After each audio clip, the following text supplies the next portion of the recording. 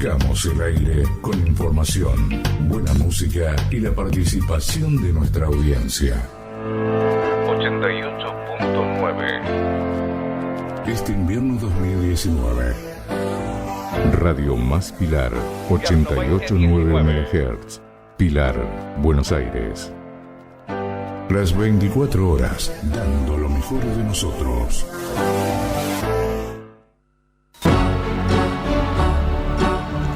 El origen, una búsqueda permanente para saber más sobre nosotros y los otros.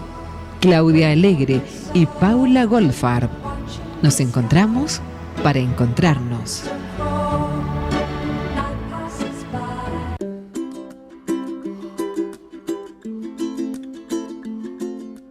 Y ahora sí, estamos al aire.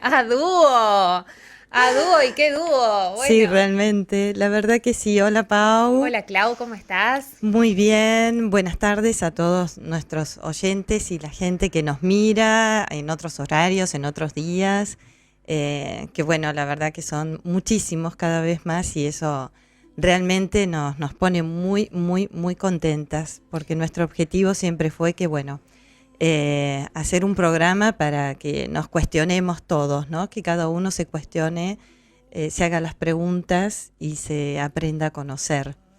Exactamente, Sí. exactamente. Y en ese camino vamos. Uh-huh. Y hoy con un invitado muy especial. Sí. Vamos a estar con una comunicación vía Skype con Jean-Guillaume Sales. Espero haberlo pronunciado bien. No te preocupes. Porque tu francés me parece que es mejor que el mío. No. Ya había hecho lío, José. ¿viste? Siempre haciendo cosas raras. Bueno, Jean-Guillaume tiene una extensa carrera, podemos decir de él que es licenciado en geofísica y encontró su verdadero camino en la relación de ayuda bajo el ángulo de la interacción del cuerpo y de la conciencia con la sofrología cayediana. Después tiene un encuentro con la descodificación biológica y empieza a combinar distintas técnicas en su búsqueda terapéutica hasta llegar a un concepto revolucionario que es el del campo holográfico, entre otros, así que de ello vamos a estar conversando. Sí. Y yo quiero contarles que está rebautizado por Paula como el rockstar de la biodecodificación. Sí, adelante con el rockstar, por favor. A ver si ya tenemos como... Hola. Jean-Guillaume. Buenos días. ¿Qué tal? ¿Cómo estás? Bien, muy bien. Estoy en descanso entre dos talleres. Sí. Y muy contento de compartir este momento con nosotros.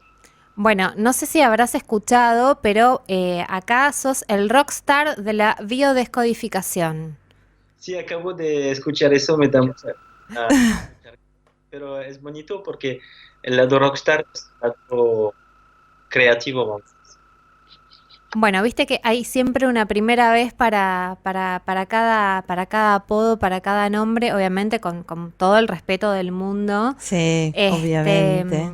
Porque bueno, sentimos como que bueno, tenés muchos conceptos que son revolucionarios, que tienen un enfoque muy nuevo y que realmente, bueno, como que sos parte de una nueva generación que le viene a dar su impronta personal y su aporte a la biodecodificación.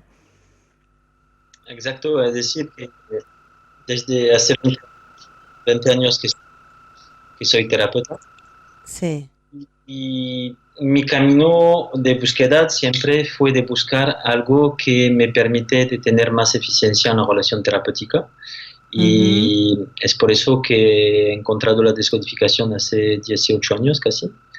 Y hoy trabajo en la escuela de mi amigo Christian Flesch como profesor en descodificación. Y también he seguido mi investigación porque yo creo que la terapia es como la vida, siempre está en evolución y el ser humano no se puede resumir a un modelo, pero a una comprensión más amplia. Claro, exactamente. Porque aparte, digamos, no nos olvidemos que somos energía, que estamos siempre en movimiento, aunque quizás no nos parezca, pero hay un movimiento continuo y gracias a eso está la vida. Sí, por supuesto. Bueno, yo te quería comentar un poquito también que nosotras este año es como que dijimos, nos gustaría mucho enfocarnos a todo este tema del inconsciente. Yo miro allá porque veo un poquito de costado la video de Skype, así que te veo un poco... Okay. Te espía. Te espío de costado. Pero lo que te quería comentar es que, bueno, nosotras este año queríamos entrar en más profundidad con el tema del inconsciente, ¿no? Y cómo esto opera en nuestras vidas. Y justamente a raíz de la escuela, y vos tenés más que un taller, es como un retiro del campo holográfico, donde justamente quisiéramos hablar hoy de eso, porque es todo como un proceso que, corregime si me equivoco o no, pero me da la impresión que lo que apunta es que nos encontremos a nosotros mismos y atravesar distintos espacios para poder llegar a ese consciente universal y de ahí poder desplegarnos. ¿Es así? Sí, muy buen resumen muy, muy bueno. Bueno, pero vos nos vas a explicar absolutamente todo. Ok. Entonces, vamos a empezar en relación a la parte inconsciente. Sí. Para mí, cuando hablamos de parte consciente y inconsciente, todo este aspecto está relacionado a nuestra personalidad individual encarnada, lo que llamamos nuestro ego. Sí. Y entonces, estamos sometidos a la programación inconsciente, es decir, que la función de nuestro inconsciente es de hacer que podamos sobrevivir, es la supervivencia, a la vez del cuerpo y a la vez a nivel psíquico. Sí. Pero este inconsciente es muy eficiente, pero tiene un fallo, es decir, que este inconsciente es como un computador, es decir, él puede utilizar solamente la programación que tiene, no puede crear nueva programación. Entonces, siempre son los procesos inconscientes que toman el mando. Es por eso que la idea, en primero, cuando hacemos un proceso de transformación, es de hacer nuestro inconsciente un aliado. Entonces, eso es lo que pasa cuando hacemos una psicoterapia, sí, o diferentes formas de terapia, es de poder crear un vínculo y de hacer nuestro inconsciente un aliado. Sí. Para dar una metáfora, más o menos para explicar, es como si la parte consciente es el filósofo que se hace pregunta existencial, que intenta entender lo que pasa dentro de él, en el mundo, y la parte inconsciente es el hombre de Cro-Magnon. Y este hombre de Cro-Magnon es muy potente, pero lo único que le interesa es comer y sobrevivir. Entonces, imagínate una conversación entre un filósofo y un hombre de Cro-Magnon. Va a estar un poquito complicada. Y entonces esta conversación se puede hacer muy sencilla si el filósofo empieza a entender el código del hombre de Cro-Magnon, porque el hombre de Cro-Magnon no se puede adaptar al filósofo. Sí. Es por eso que tenemos esta capacidad de establecer una relación con nuestro inconsciente para pedir a nuestro inconsciente que hace un proceso que nos ayuda a resolver algo. Para mí tenemos dos puertas de entrada al inconsciente, es la emoción y el símbolo. ¿Por qué el símbolo? Porque es el idioma del inconsciente.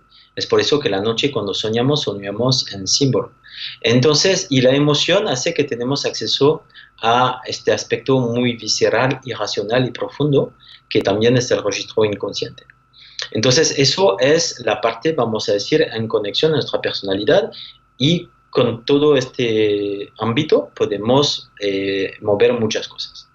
Después, la idea es que no podemos resumir el ser humano a solamente su cuerpo, sus emociones, sus pensamientos, su nombre, su historia. Somos mucho más amplio que eso. Y entonces vamos a decir que nuestro cuerpo, nuestra personalidad, está como llena de nuestra conciencia con un C mayúscula, Y esta conciencia la podemos llamar nuestro ser interior, nuestra parte divina, cada uno va a poner el sentido la palabra que tiene lo más sentido.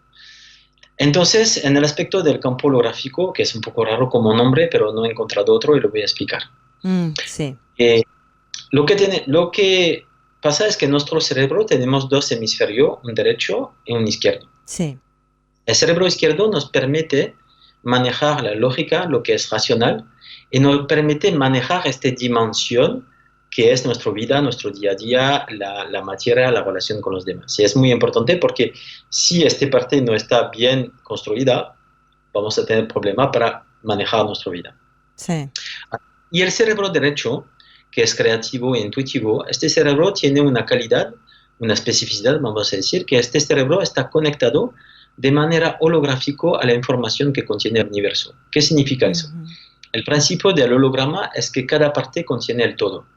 Sí. Y entonces, en este tipo de conexión, estamos conectados de manera como constante a toda la información que está en el universo afuera del espacio y del tiempo. Entonces, este cerebro derecho está captando un montón de información y el izquierdo hace el filtro, porque si no, no podríamos manejar esta dimensión. Y entonces, como siempre, la idea es de encontrar un equilibrio entre este aspecto izquierdo y derecho. Al día de hoy, con nuestra cultura, nuestra civilización, nuestra educación, tenemos un cerebro izquierdo enorme. Imagínate un cerebro izquierdo del tamaño de una calabaza y un cerebro derecho de un tamaño de una pelota de golf. Sí. Entonces, aquí tenemos un desequilibrio. Y entonces la idea es de reabrir la conexión desde nuestro cerebro derecho.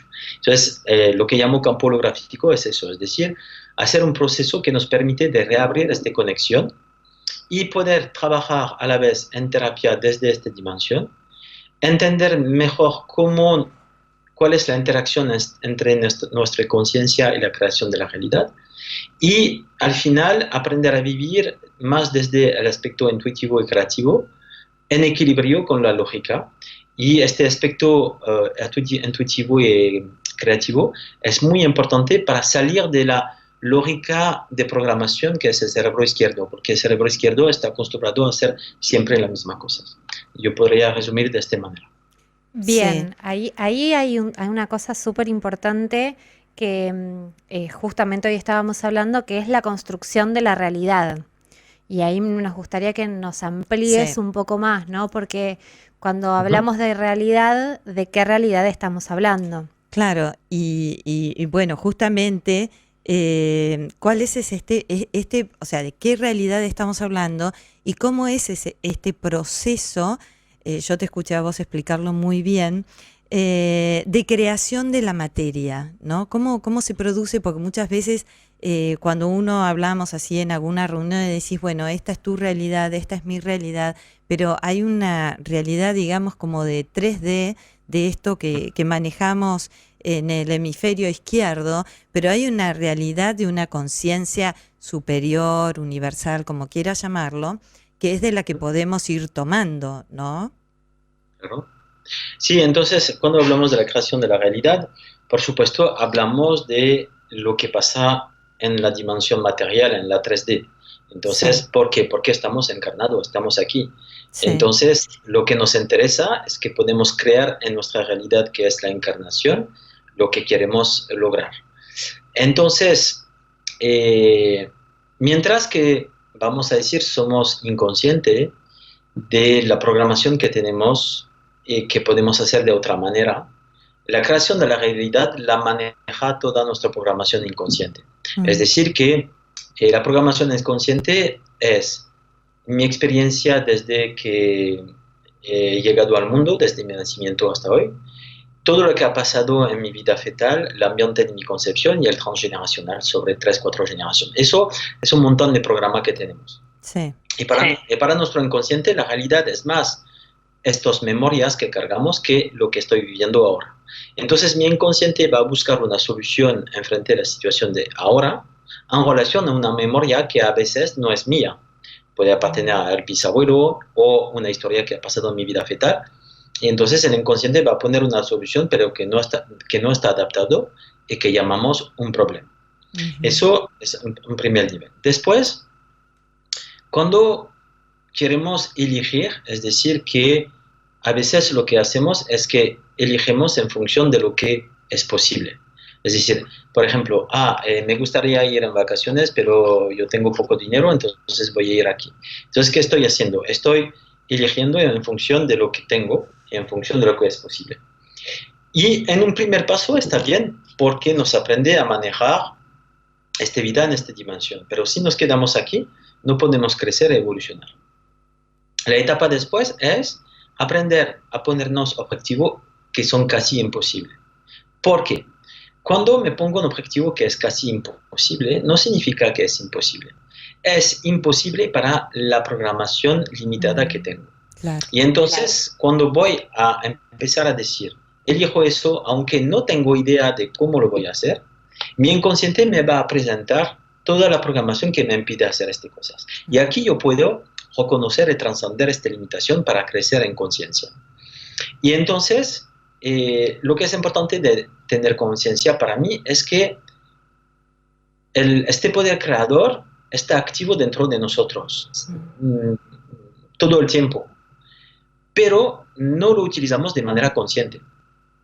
Es decir, que si miramos nuestro pasado, la complejidad de nuestra historia en nuestro pasado, nos podemos dar cuenta que tenemos un poder creador muy fuerte para crear una película tan intensa. Pero el problema es que no lo hemos hecho de manera consciente. Entonces, la idea es de crear lo que queremos en conciencia. Pero para eso, cuando yo voy a elegir algo, tengo que elegir desde mi poder, pero yo tengo que hacer que mi programación inconsciente va en el mismo sentido. Si voy a dar una imagen, imagínate que está en un barco y tiene un motor potente, pero está a contracorriente. Entonces, aunque tu motor está a tope, como la corriente es súper fuerte, no avanza. El día que tú te colocas en el sentido de la corriente, no tienes que utilizar el motor, solamente tomar el timón e ir a donde quieres ir. Pero para eso, tienes que poner en coherencia, vamos a decir, el sistema de creencia inconsciente en relación a lo que quieres y tu objetivo. Y el paso después es de reencontrar la capacidad que tenemos todos de conectar con nuestra parte divina, vamos a decir, afuera de toda religión, vamos a decir. Y en este principio de creación de la realidad, tiene una frase de Jesús en la Biblia que para mí resume el principio de la creación de la realidad, que dice: todo lo que pide en oración, cree que le ha recibido y lo vas a recibir. Más o menos es eso la idea. ¿Qué significa para mí? Significa que para activar tu poder creador tienes que tener que modificar tu estado de conciencia. Todo lo que pide en oración significa que tenemos que conectarnos con nuestra parte divina. Cree que lo ha recibido. Significa dos cosas para mí. Que lo que tú pides es creíble para ti, y para que sea creíble necesita cambiar tu programación inconsciente para que esta programación inconsciente sea de acuerdo con lo que pides. Pero también tiene que hacer un acto de fe en relación que lo que ha pedido lo va a recibir. ¿Por qué un acto de fe? Porque el acto de fe hace que no va a oponer resistencia a través de la duda o el miedo. Al principio la fe no es fácil de lograr, entonces lo que podemos hacer en primero, en vez de activar la fe, es activar la gratitud, porque cuando estamos en la gratitud es la firma que hemos recibido. Sí. Hola. Sí, te escucho. Perdón. Cuando te referís a fe, es la confianza en uno mismo, la confianza de digamos, tiene que estar esta coherencia y esta armonía entre las creencias y la programación para que entonces yo confío y ahí no dudo. Eso, entonces confiar en ti y en la vida también, los dos. Claro, exacto. Y un tema que muchas veces hablamos es cómo darnos cuenta a quién le estamos dando el poder en nuestras vidas, ¿no? O sea, a veces creemos que el poder está afuera y el poder está dentro nuestro. Exacto, es sencillo. Cada vez que tú sientes impotencia, miedo o frustración, es que tú has dado tu poder a la persona o a la situación. Claro. Entonces, esos son como alarma interna que podemos tener. Cada vez que enfrente de una persona, una situación, sentimos impotencia, frustración o miedo, es una alarma que me dice, cuidado, has dado tu poder a esta persona o a la situación. Claro. Entonces, por supuesto, tenemos heridas en nuestra historia que hace que hemos dado el poder a los demás. Porque pensamos que los demás saben más que nosotros, son mejor que nosotros, o que nosotros no valemos nada. Sí. Y entonces tiene todo un sistema de creencia que hace que vamos a dar este poder a los demás. Y entonces la historia es de sanar estas heridas que hace que hemos dado el poder a los demás para regresar lo que llamamos a referencia interna. Es decir, que yo puedo escuchar a los demás, tomar en cuenta su opinión, pero al final soy yo que elijo, que decido en función de mi objetivo, mis valores y lo que es importante para mí. Claro. Muy bien, ahí dentro de algunas de las cosas que escribiste, hubo una frase que me gustó mucho, que es caminar por el sendero de la belleza. Y me pareció que contiene como mucha información y que implica muchas cosas. Y bueno, nos gustaría que nos amplíes un poco más esos conceptos, en realidad. Sí, para mí la belleza es algo muy importante porque la belleza es un reflejo de la armonía. Y en la armonía todo está en coherencia, en equilibrio. Entonces la belleza, que sea la belleza de la naturaleza, de una pintura, de una casa, la belleza física de una persona o la belleza de su ser, está reflejando un aspecto del universo que es la coherencia.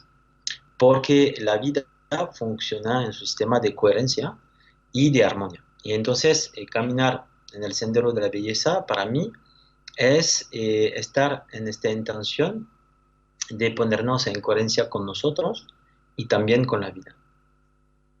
Muy bien. Y en ese papel había también una definición que era la del amor, que era como muy importante, ¿no? O sea, qué significaba realmente el amor. Es una pregunta muy amplia. Tiene una definición que me gusta del amor que dice que el amor es conciencia, belleza y abundancia. Y una conciencia no mental, pero una conciencia que está conectado desde el corazón y no desde el aspecto emotivo, vamos a decir. No sé, ¿se dice de esta palabra emotivo? Sí, perfecto. Okay. Y entonces, este amor a veces lo enfocamos hacia los demás y olvidamos de tener compasión hacia nosotros. Y yo creo que en este camino hacia el amor, una etapa fundamental es de tener compasión para nosotros mismos y compasión con los demás. Y si entramos en esta compasión, no podemos maltratar a los demás, ni podemos maltratar a nosotros. Y tiene una canción que se llama Ábrete Corazón. Y en esta canción, a un momento, tiene una frase que me parece muy, muy potente que dice: para llegar a Dios hay que aprender a ser humano. Y a veces nos olvidamos que Dios se encuentra dentro de nosotros y que tenemos que, para encontrar esta divinidad, aprender a ser humano. Y para mí aprender a ser humano es actuar desde la compasión, el amor, y la cooperación y con la fraternidad.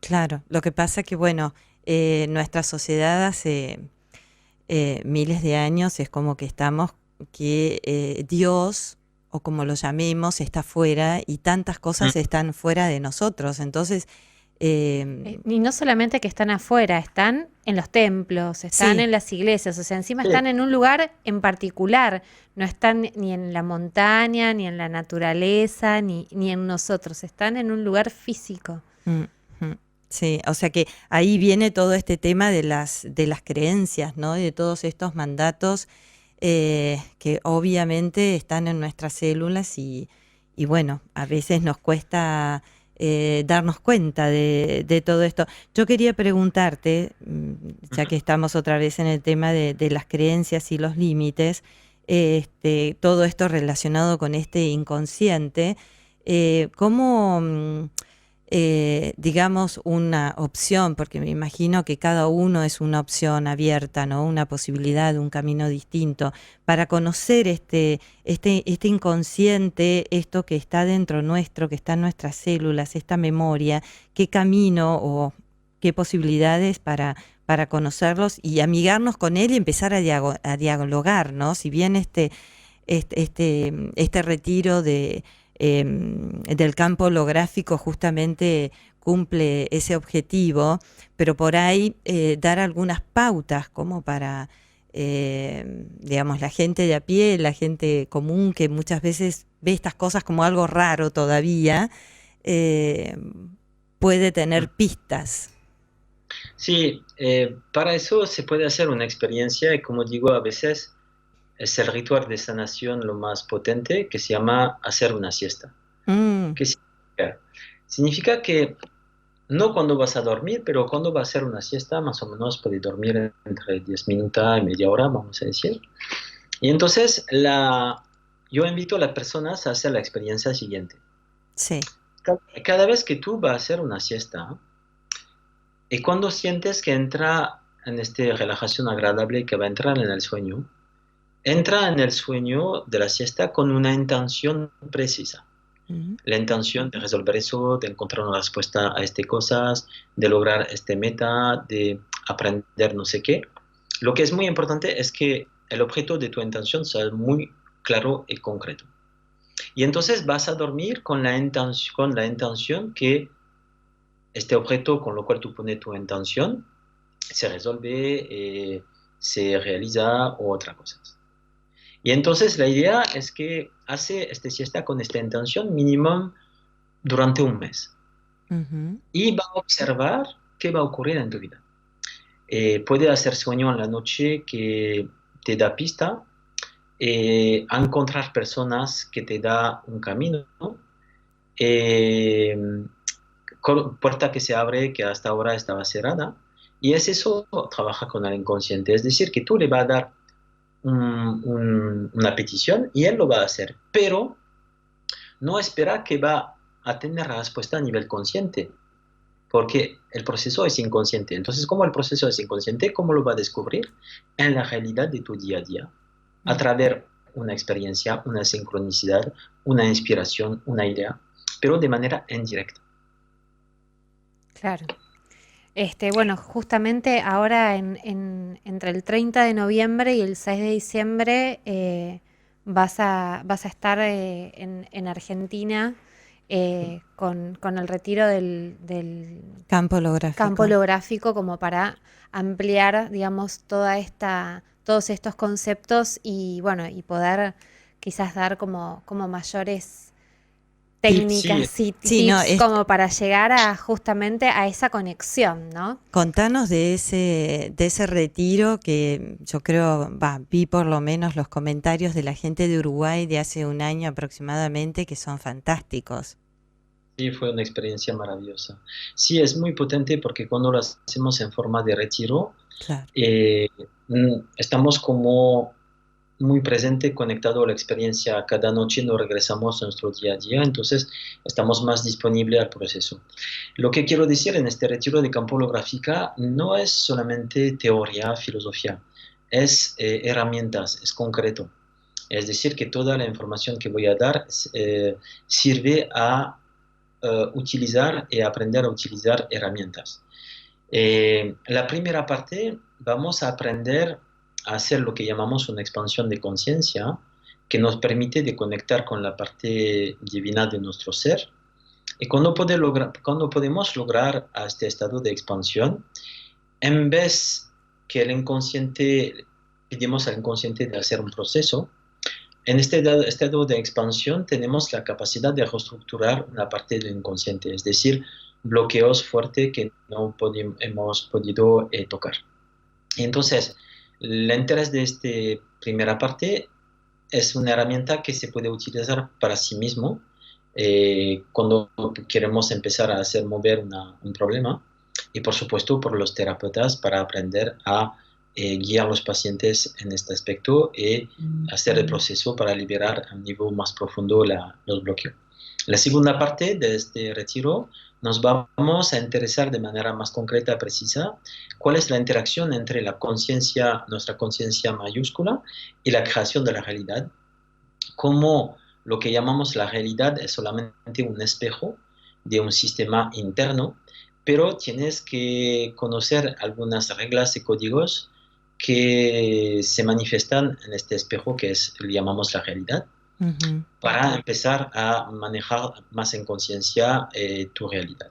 Y la tercera parte consiste a vivir más en conexión con nuestra creatividad, intuición, y aprender a lograr este equilibrio en nuestro día a día entre el aspecto racional y intuitivo, y con esta capacidad de conectarse a una fuerza más grande, que podemos llamar como queremos, y que hace que vamos a aprender poco a poco a reconocer cuando una programación se manifiesta, poder trascender eso y cada vez vivir más, como digo, en conciencia, en belleza y en abundancia.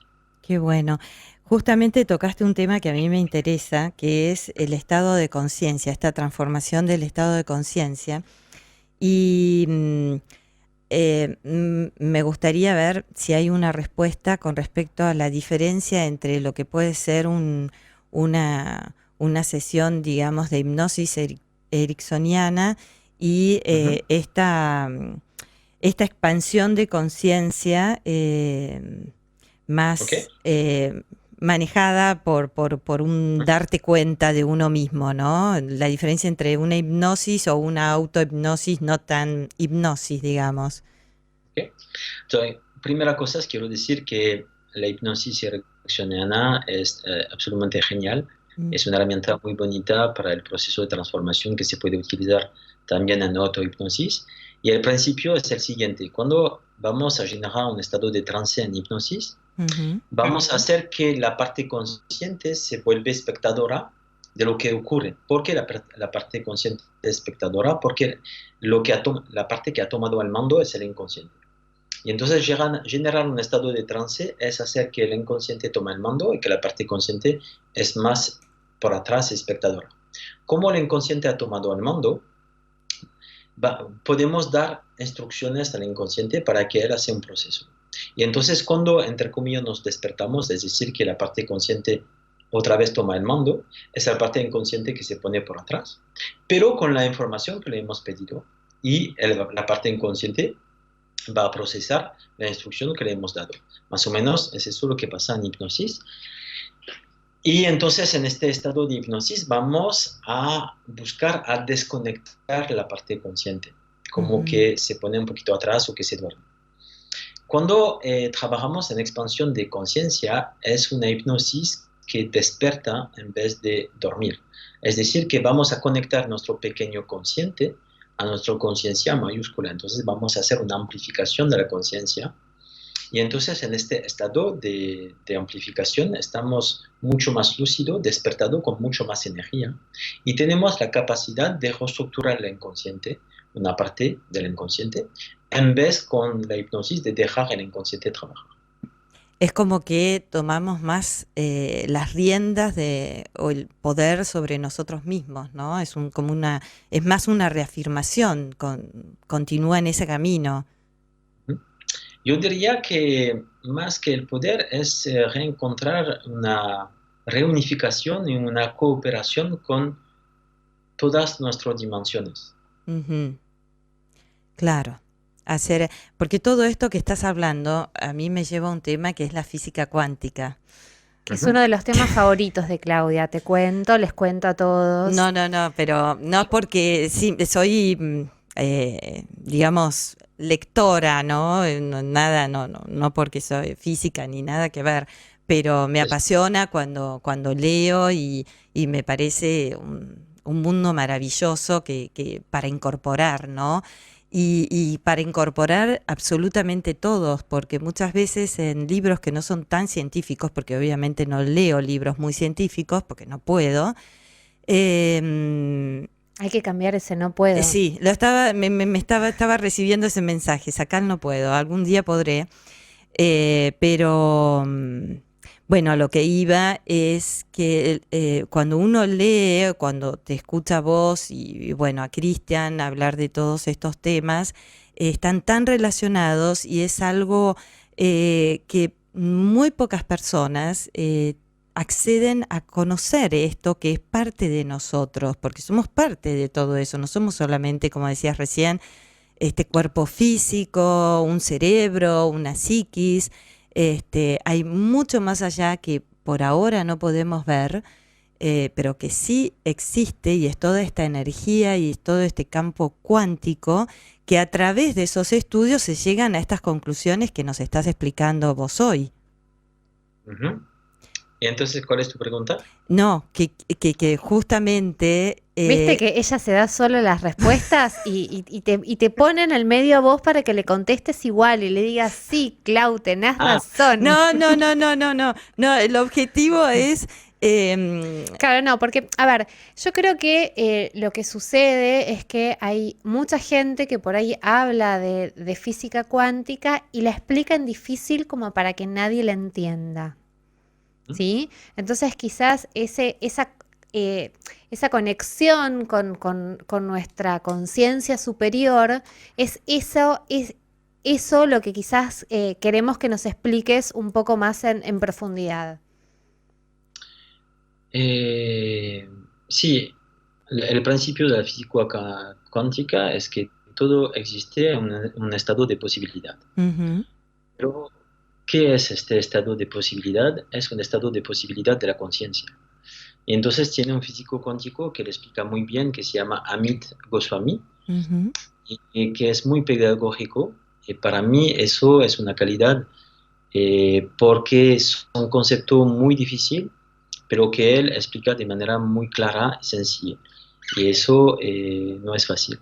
Y entonces él explica que todo existe al estado de posibilidad, y que todo está hecho de conciencia. Es decir, que todo hoy está demostrado en física cuántica, que un bolígrafo, un computador, yo, este micro, están hechos de conciencia. Pero podemos ver que tiene una diferencia entre este micro y una persona, un cuerpo.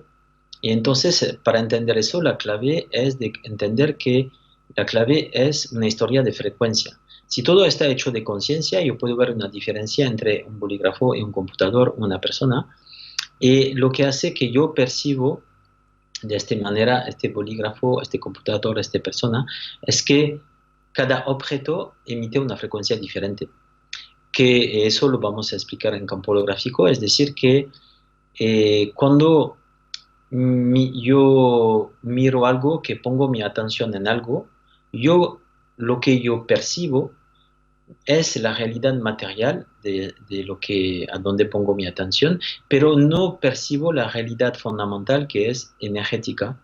Y esta realidad fundamental está hecho de conciencia, pero tiene una vibración específica. Es por eso que vamos a percibir colores diferentes, formas diferentes, texturas diferentes, pero al final, en la esencia, todo está hecho de conciencia. Uh-huh. Y lo que es interesante es que la física cuántica está diciendo la misma verdad que toda la tradición mística cuenta desde miles de años, pero la física cuántica lo desmonta con ecuaciones matemáticas. Claro. A mí a veces me pasa de escuchar que como en estos últimos años se puso de moda el tema de la conexión del yo con el yo superior, Hay gente que por ahí mira un video de 10 minutos en YouTube y dice, yo me conecto con mi yo superior y le pregunto y me contesta tal y tal cosa y yo me quedo pensando con quién se estará con quién se estará conectando, a ver, qué voz será en su cabeza la que le está hablando, ¿no? Mm. Sí, Sí, yo creo que, ¿cómo decir? Lo que es fundamental para mí es la conciencia. La conciencia a las veces de nuestras limitaciones, la conciencia que podemos engañarnos y la conciencia de nuestra fuerza y de nuestro talento. Y a veces nos engañamos solo sin darnos cuenta, porque es más cómodo como eso, pero en lo que está diciendo son personas que utiliza, entre comillas, la espiritualidad para huir su realidad. Y entonces utiliza la espiritualidad como un antidepresivo, como una pastilla. Y por supuesto no puedo crecer de esta manera, pero le ayuda de una manera.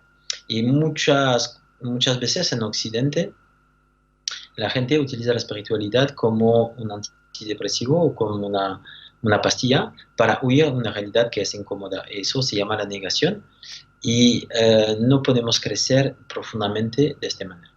Claro, me acordaba, tenemos una gran amiga que dice que últimamente la gente hace shopping espiritual. Y es como Shopping, esto, ¿no? sí, sí. De ir a comprar soluciones espirituales y ir probando una cosa, otra cosa, y pagarla en cuotas encima, pero como sin justamente esa conciencia de qué es mm, de qué Sí, es pero lo que se yo está creo haciendo. que Sí, pero yo creo que cada uno tenemos nuestro camino.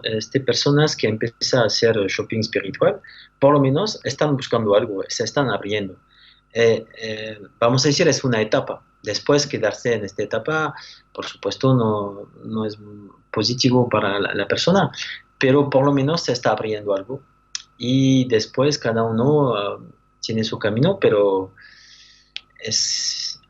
tenemos que empezar y cuando empezamos, por supuesto, hacemos errores. Sí, como las etapas de evolución de una persona, ¿no? De un niño, que luego pasa a ser un adolescente, un joven. Ujú. Bueno, los primeros momentos son como para ahí para cometer algunos errores, que no son errores en sí, pero es todo son parte del experiencias. Y aprendizaje. los cometemos siempre. Y yo creo que nunca vamos a dejar de cometer esos errores, por Bueno, Sí, suerte. Eso sí, significa que estamos vivos, que estamos andando, que estamos sí, acá. y que seguimos aprendiendo, Sí. en tanto y en cuanto los podamos identificar. exacto. A ver, hay otro temita que a mí me encantó, una frase tuya que dice, vivir nuestro destino para poder reconocer el destino de nuestros antepasados. Mm. Y esto, bueno, creo que tiene que ver con el transgeneracional y bueno, me gustaría que nos explicaras un poquito más de este tema. ¿Puedes repetir la frase, por favor? Vivir nuestro destino para poder reconocer el destino de nuestros antepasados. Sí, es al revés. A ver, ¿Cómo Mm. es? ¿qué Tenemos que dije? reconocer el destino de nuestros antepasados para recuperar nuestro destino. Si Mm, Ah, no, bueno. si no estamos en la repetición repetición. Ay, la de una repito. historia que no es la nuestra. Mira Entonces, qué entonces, loco, ¿no? cuando yo puedo reconocer que el destino de mi abuelo, de mi madre, de mi bisabuela, era de vivir eso, que lo puedo reconocer y sentir, y darme cuenta que era su historia y no la mía, yo puedo empezar a caminar en mi destino, en mi camino. Pero mientras que no lo reconozco, voy a repetir. ¿Por qué voy a repetir? Porque mientras que somos inconscientes de la historia que cargamos, vamos a honrar del lado del sufrimiento, es decir, sufrir de la misma manera que ellos. Y sufriendo de la misma manera que ellos es una manera inconsciente de decir a ellos, o conozco lo que ha vivido. Pero cuando lo podemos reconocer en conciencia, podemos Mm. honrar del lado de la vida. Es decir, que en vez de repetir, es de lograr lo que ellos no podían lograr. No para ellos, pero para nosotros. Pero logrando eso para nosotros es la manera sana de honrar la memoria de los antepasados. Bien, ahí dije, no, no puede ser que haya anotado tan mal. Me leí mal mi letra, era vivir nuestro destino pasa por reconocer el destino de nuestros antepasados. Fíjate cómo una R a una S le habían cambiado el significado a toda la frase. Ahora, hay mucha gente que de repente dice, bueno, yo no conozco la historia de mis abuelos o no conozco la historia de mis bisabuelos por determinadas situaciones. A ver, a nivel consciente no está esa información que a veces por ahí es como un cuento, ¿no? Como una historia. ¿Y qué pasa en eso? Porque la información igual está guardada en nuestras células, en nuestra memoria celular, y de repente vemos que nos van pasando cosas y es como que decimos, ¿y de dónde viene esto? ¿Y a quién le pertenece? ¿Y cómo rearmar ese árbol cuando no se tiene la información a nivel, digamos, del consciente, ¿no? Entonces, a nivel consciente yo puedo no saber nada de la historia, pero mi inconsciente tiene la memoria. Entonces, lo que me va a permitir de reconocer la historia que estoy cargando del árbol es la realidad de mi vida. Y entonces, esta realidad de mi vida se va a manifestar conflicto, repetición, enfermedad, que habla de eso. Y entonces, el proceso de terapia es permitir de reconocer, cuando la origen es transgeneracional, de permitir de reconocer la origen de un patrón, de un conflicto, de una enfermedad, que no es nuestra historia. Pero tenemos diferentes procesos terapéuticos para llegar a eso. Claro, digamos, es posible poder trabajarlo igual aunque no se tenga toda la información. Claro. Y a veces la gente tiene mucha información, pero siempre lo que da un problema es la información escondida, porque lo que es conocido es conocido. Y entonces, aunque la persona tiene mucha información, siempre lo que se va a manifestar es lo que está invisible. Claro, el famoso secreto o la novela familiar, como hablaba Freud, ¿no? ¿Y cómo hacemos para llegar a ese secreto? Tiene algo muy sencillo, es de pedir en la familia cuál es el secreto. Y a veces funciona. Si tú empiezas a pedir cuál es el secreto en la familia, algunas personas te van a decir, sí, pero tiene eso, pero nadie lo sabe.